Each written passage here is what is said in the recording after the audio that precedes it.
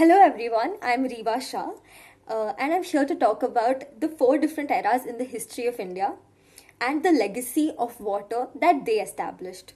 Starting with the Indus Valley civilization, also known as the Harappan civilization.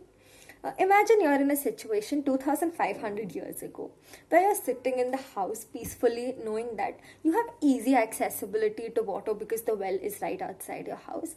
Every single person in your locality is provided with water, and every single person can access this water at any point in time. This is exactly how the well system in the Harappan civilization worked. Easy accessibility and equal accessibility to every single person in the civilization. Coming to their drainage system, which was extremely well established, every house had a toilet connected to it, and each toilet had a drainage system that was attached to it, which was closed. It was a closed drainage system that passed on the sides of the roads. Even in houses that were on the first floor and had toilets on the first floor, there were terracotta pipes that came out of it and were attached to the drainage system, uh, which showed the efficiency of that drainage system since it was closed. And to make sure that they remained closed and they wouldn't leak, limestone was used. So, this tells us a lot about how the Harappan civilization took into account water and hygiene. Uh, Next, talking about the irrigation of water. So, there were extremely huge spring floods that would run from the Yellow River. This water that ran from these spring floods were taken and made to be irrigated and um, prevent the floods and used for irrigation of crops. So, this was also known as the Great Triumph of the Indus Valley Civilization because they used this flood water to curb the floods and curb the damage that they caused to the Harappan civilization, as well as use this water to grow crops and help in the flourishing of crops. Uh, this advanced drainage and irrigation system, which was eventually built over or blocked by the end of the Harappan civilization, uh, brought the picture to a standstill. Moving on to 2000 years later, where the Mughals were in India. We all know about how famous the Mughals are for the Taj Mahal and for the various other things they've done. But what we actually don't know is that they had extremely good water engineers who have constructed waterworks that are being used in India to this day in states like Madhya Pradesh, where we get water for free even today. Talking about River Tapti. So River Tapti was amidst the Mughal Empire, and it supplied water to the Mughal Empire and kingdoms around it. Now, this couldn't be the only source of water that the Mughals could depend on, since it was wartime and the neighboring countries were always at war with the Mughals, and there was always this fear that this river could be poisoned. This is when the groundwater based scheme came into action. So, two things happened. One was that underground tunnels were built, and second, infiltration galleries were made. So, this again marks a new era in the development of water in our country. Now, during the Mughal time, eight huge waterworks systems were established in North India. And out of these eight waterworks systems, two are damaged now, but the remaining six still exist, and they supply water even today to states like Madhya Pradesh for free. Now, these water pipes were made of clay, and by the time the British rule came into action, the Britishers modified these clay pipes into steel pipes. Now, talking about in the 19th century, the British ruling over India, industrialization taking place, a lot of modifications happened. The first one being the decentralized management system became centralized, and everything came under the action of the public works department. So now it was no more the responsibility of people to ensure that they take care of their own water canals, water channels.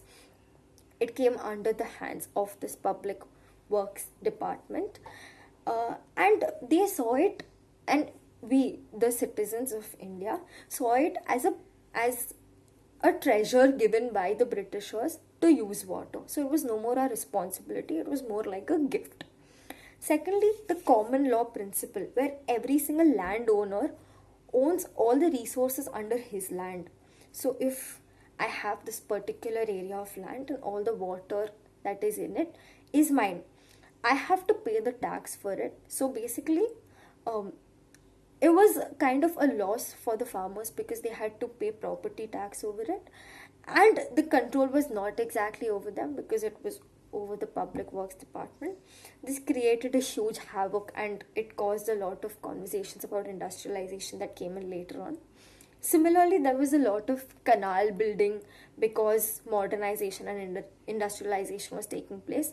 But during this whole process of building canals, there was no heed paid to the local conditions, which is why instead of benefiting farmers, it started causing issues to farmers. Also, during that time, there was a massive increase in population. The population increased by around 10 million people per year, which was actually marking the establishment of the water crisis in India. Coming to some facts, uh, so currently, so I just mentioned about how the water crisis in India was established. Cut to today, the existing water crisis in India. Just a few facts that I would like to bring up. The first one being currently 600 million people, which is half of India's population, is under water crisis. Three-fourths of the Indian rural households do not have access to potable water, and the water they consume are extremely posing a lot of health risks. Similarly, 70% of the water sources in India are in general contaminated, and more rivers are drying up due to pollution, global warming, and all other causes. So, my question to you guys is India suffering from its worst ever water crisis in history? Because, according to me, yes, it is. In India, we have 18% of the world's population, but our resources supply only to 4%. Among these 4%, about 85% of the water goes into agriculture. Now, only 40% is assured for irrigation, but all the remaining water, we or the people who do agriculture in India depend on rainwater and groundwater. Now, it rains in India for about 4 months in a year. However, there are only 30 good rainfall days in India, which is also reducing due to uh, increase in greenhouse gases, global warming, etc. Similarly, there aren't very well established rainwater harvesting systems. Uh, but even though I'm mentioning that, I have to mention that there is momentum and solutions are being taken to improve the usage of water, especially in different rural areas of India. Talking about the government in 2014, where they started the Swachh Bharat Abhiyan and they tried to build toilets in every single house in India and supplied water to every house in India by 2019. Uh, Over those 5 years, there was huge progress made where a lot of areas in India did become free of defecation. Similarly, in 2019, the Jal Jeevan Mission was established where 191 million water taps were supposed to be provided so that people have access to potable water. However, the COVID pandemic hit and this became questionable. But let me tell you guys that it's still 2021 and about 30 million taps have already been established, which means that we are one step forward. So, my point here being that we can definitely see how there are changes in drinking water, there is accessibility to drinking water. It's a huge benefit to women who used to struggle in the middle of the night. Taking my very own example, the person who helps us at our house, she would have to wake up every night at 2:30 a.m. to walk about almost a kilometer to fetch one bucket of water, which she and her family could get to use for the next 24 hours. So, this has become a blessing for women like her because she doesn't need to do that anymore. She has more accessibility to water. While I'm not taking away the fact that there is still a lot of scope for improvement. A lot of women still don't have this accessibility. My point is that this is a start. So while we can appreciate the changes and the development in the accessibility to drinking water, how about the agriculture, which is basically where 85% of the water supply goes? Now, just taking a small example in Madhya Pradesh again, there were these 10,000 farm ponds that were established by farmers, and they established them just before the rainy season, collected all the rainwater, and over the next 1 year, this harvested rainwater was used, and it helped them grow a lot of extra crops in their fields, which is why they earned more money and could take down a couple of their loans. So indirectly, the farmers grew out of it. So it's small, small measures like this where India is definitely trying to grow, to make a change, to make a difference, to help the water system in the country.